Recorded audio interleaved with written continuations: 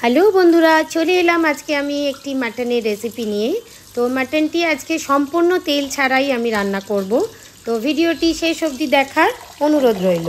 যারা যারা এই মুহূর্তে আমার এই ভিডিওটি দেখছো তারা অবশ্যই কিন্তু একটা লাইক করে দিও আর কমেন্ট করতে ভুলো না। আর চ্যানেলটি যারা এখনও সাবস্ক্রাইব করোনি তারা অবশ্যই চ্যানেলটি সাবস্ক্রাইব করে দিও। আর এখানে আমি মাটনের যে শক্ত চর্বির পাটটা হয় সেটাকে আলাদা করে নিয়েছিলাম। নরম পাটটা নিলে কিন্তু হবে না।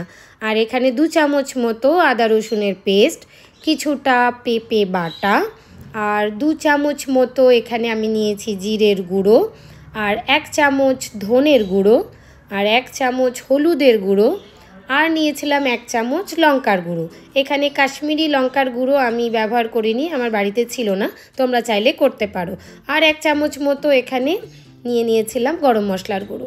এবার কড়াইতে আমি ওই শক্ত চর্বির পাটটা কিন্তু দিয়ে দেবো। এই শক্ত চর্বির পাটটা 5 থেকে 7 মিনিট মতো যদি নাড়াচাড়া করি তাহলেই কিন্তু এটার থেকে একটু তেল বেরোতে শুরু করবে। এখানে আমি তোমাদের পুরো ভিডিওটাই দেখাবার চেষ্টা করছি, তোমরা দেখো। এখানে এই চর্বি থেকে কিন্তু ধীরে ধীরে তেল বেরোচ্ছে। এই তেলটার মধ্যেই কিন্তু আজকে মাটনটা রান্না করব। এদিকে যে মাটনটা আমি ধুয়ে নিয়েছিলাম ওর মধ্যে আদা রসুনের পেস্ট, পেঁপে বাটা, আর এখানে যে সমস্ত মশলাগুলো আমি আজকে নিয়েছিলাম সেই সমস্ত মশলাগুলো কিন্তু ব্যবহার করে নেব। আর আমার কিছুটা বেরেস্তা করে রাখাই ছিল, তোমরা পেঁয়াজ বেরেস্তাও কিন্তু এর মধ্যে দিয়ে দেবে। আমি ভিডিওটা পুরোটা দেখতে থাকো কিন্তু পুরোপুরি, তাহলে আমি এগুলো সব কিছুই কীরকম ব্যবহার করেছি এই মাটনের মধ্যে তোমরা কিন্তু সেটা বুঝতে পারবে।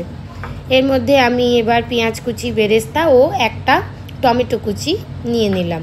তার মধ্যে সমস্ত কিছু দিয়ে এটাকে আমি পুরো ম্যারিনেট করে নিলাম। এই ম্যারিনেশনটা কিন্তু তুমি 7 থেকে 10 মিনিট যদি রাখতে পারো তো ঠিক আছে, যদি তার চেয়েও বেশি রাখো তাহলে খুবই ভালো। আমার কাছে যেহেতু বেশি সময় ছিল না তাই আমি 7 থেকে 10 মিনিটই রেখেছিলাম। যারা যারা মনে করবে যে এটা পরের দিন রান্না করবে তো ওভারনাইটও তোমরা কিন্তু ফ্রিজে ম্যারিনেশন করে রেখে দিতে পারো।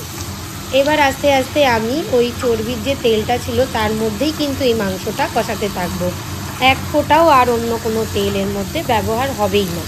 তো এবার এইভাবে ধীরে ধীরে আমি কষিয়ে নেওয়ার পরে মোটামুটি 20 থেকে 25 মিনিট আমি কষিয়েছিলাম। তোমরা চাইলে এখানে আধা ঘন্টা বা 40 মিনিটও কষাতে পারো। আমি 20 থেকে 25 মিনিট কষিয়ে নেবার পরে কিন্তু এর মধ্যে নুনটা ব্যবহার করেছিলাম। আমি কিন্তু একদম নুনটা প্রথমেই ব্যবহার করিনি। নুনটা প্রথমে ব্যবহার করলে মাংসটা একটু স্টিফ হয়ে যাবার সম্ভাবনা থাকে। আর একটু গরম মশলাও নিয়েছিলাম। এইবার আবার একটু 2 মিনিট মতো নাড়াচাড়া করে আমি প্রেশার কুকারে এই মাংসটি দিয়ে দিয়েছিলাম।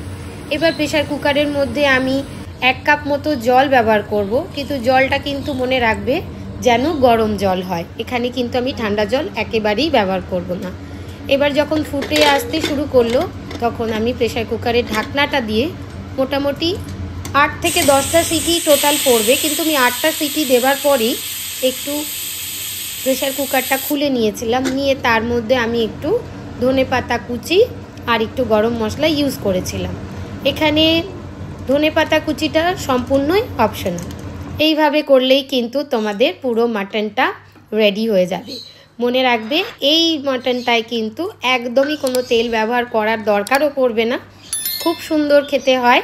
তোমরা বাড়িতে করে কিন্তু দেখো, অবশ্যই তোমাদের খুব ভালো লাগবে। আজ এই অবধি।